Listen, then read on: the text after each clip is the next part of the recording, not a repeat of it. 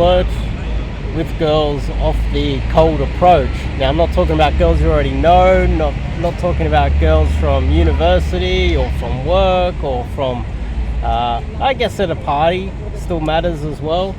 I guess in a nightclub, I guess that matters as well. How to flirt with girls in general, okay? Now, this is the number one tip for today on flirting with girls.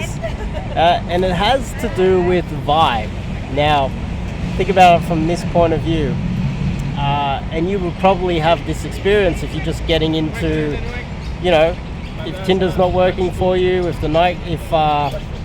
social circle, if meeting girls at work isn't working for you, or meetups isn't working for you, then you have to be looking for other methods, right? And cold approaching girls is probably the best method. So if you're getting into hitting the nightclubs and cold approaching girls during the day or any other time of the day, you'd probably come across girls that are either high energy, happy. You might come across the resting bitch face. You might come across girls that are low energy and kind of depressed, or girls that are serious, girls that are more in the open and fun sort of a mood.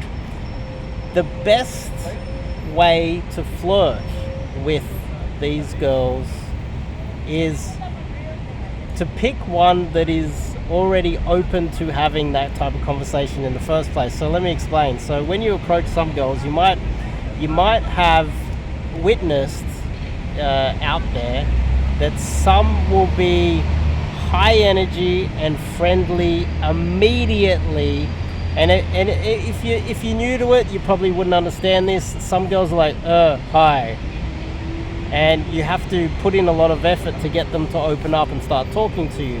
On the other hand, some girls will be high energy immediately, and if you're doing a little bit of cold approach and you're out there, you're like, oh, I like this girl, you go over and say hello, it might catch you off guard, it might surprise you, and you might find yourself having a little bit of trouble trying to figure out how to have the conversation with her. If she's high energy off the approach, you're like, hi, she turns around, it's like, oh, hi, blah, blah. And she's like fun, friendly, she's bubbly, she's the type of girl that I would say you should be trying to date. The fun, bubbly, high energy, super friendly girls, they're the ones that you really want to be dating anyway.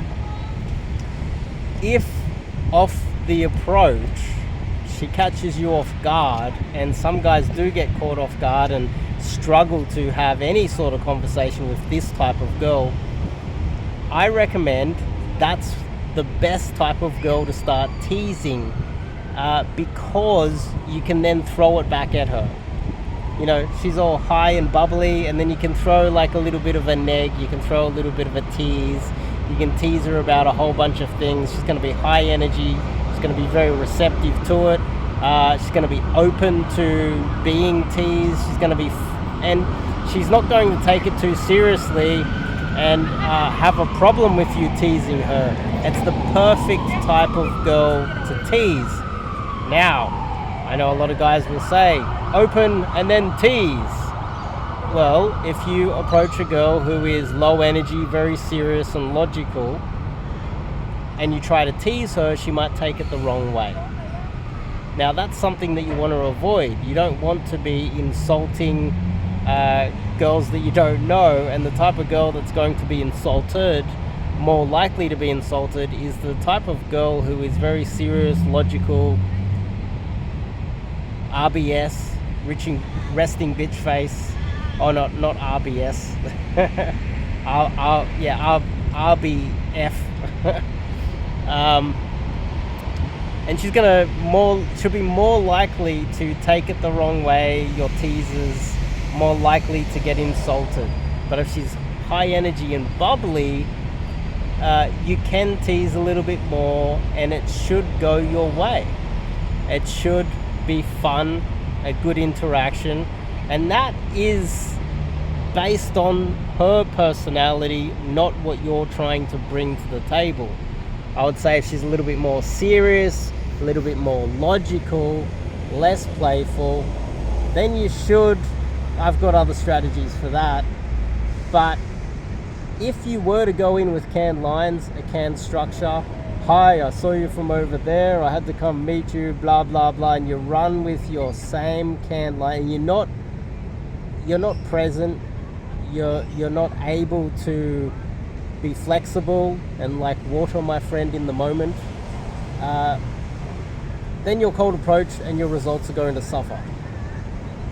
That's just how it is, and this is why I have a major problem with canned lines and a structured sort of a game.